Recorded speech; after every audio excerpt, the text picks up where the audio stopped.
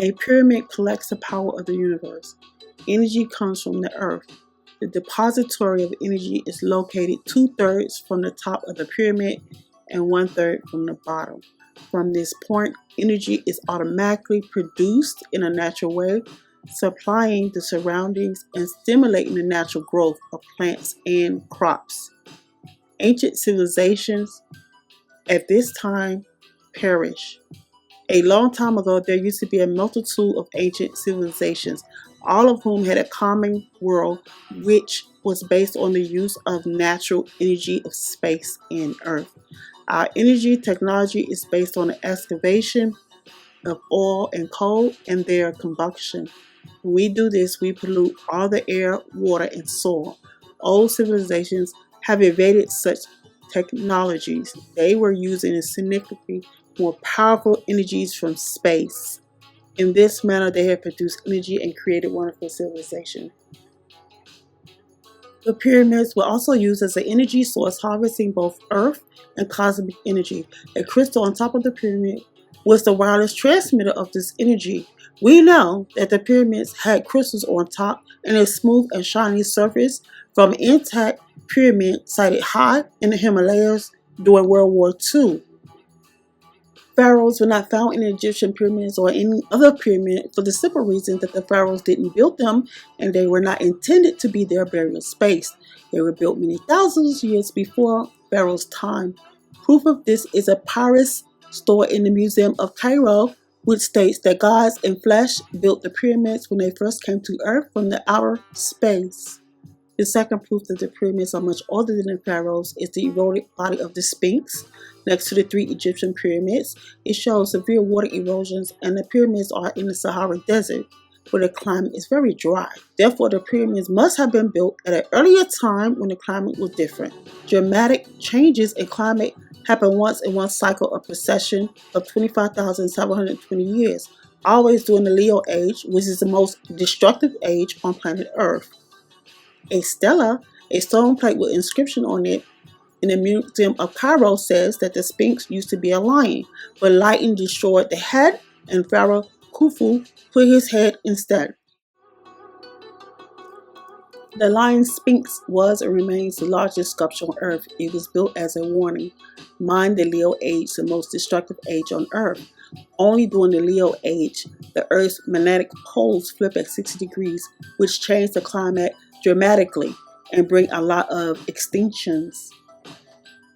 Since the Earth is flattened at the geographical poles, flipping of the magnetic poles of 60 degrees required reshaping of the Earth, which brought a lot of seismic and volcanic activities and more extinctions.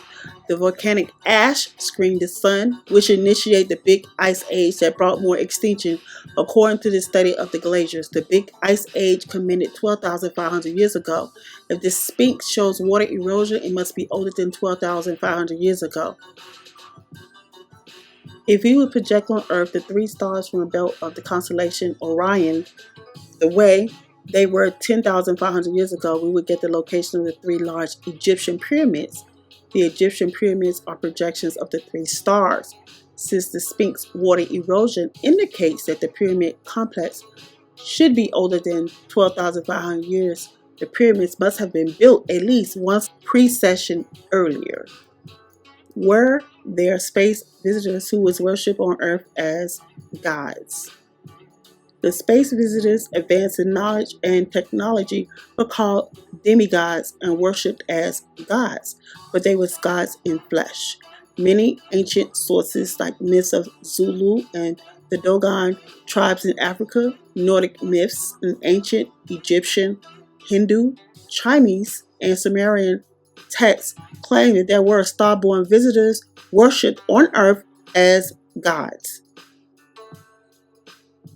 The Dogon tribe. One of the most important mysteries of antiquity is the Dogon tribe, a people that has maintained for centuries a complex knowledge about the universe and especially the existence of the star Sirius, from where a highly developed civilization would come who contacted them in the past, and they said they were half fish.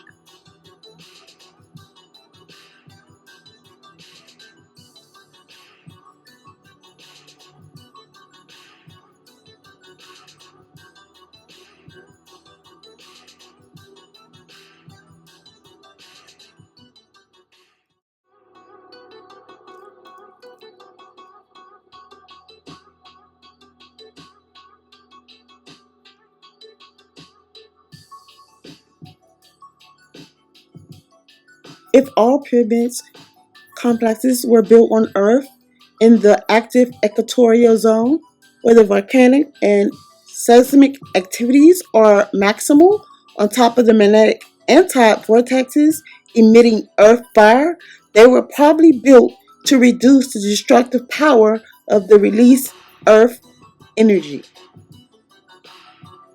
Pyramid is a Greek word. PYR means fire and AMID means in the middle. The pyramid represents the fire in the center. This means that the pyramids were built on top of magnetic fields. Wisdom that was used before us for thousands of years by ancient civilizations using the energy of the sun, the stars, and the human mind, constructing buildings such as stones, pyramids, and iris towers of power were eventually formally acknowledged in 1968. Did you know that there are hidden pyramids in Antarctica?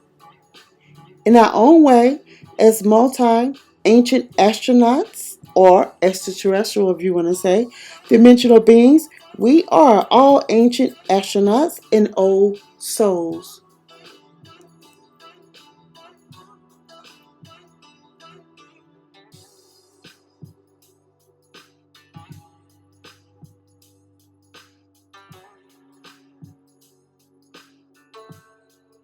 Once the bottom of pyramid unites, the rest will collapse. This is why it's so important for all of us on the bottom of the pyramid to come together and unite, and why we need to appreciate any race that is different from our own instead of ignoring or avoiding one another. More importantly, we cannot buy into the race wars that our overlords are pushing upon us. As long as they keep us divided as people, we will never unite as one. In the end, the only ones who are truly preventing this from happening is ourselves. The good news is that we all are awakening to these truths and are starting to come together as one. This is why there seems to be such a push to keep us living in a fear-based society. Our overlords are panicking over how their plans has been aborted or delayed, such as the North American Union and the New World Order.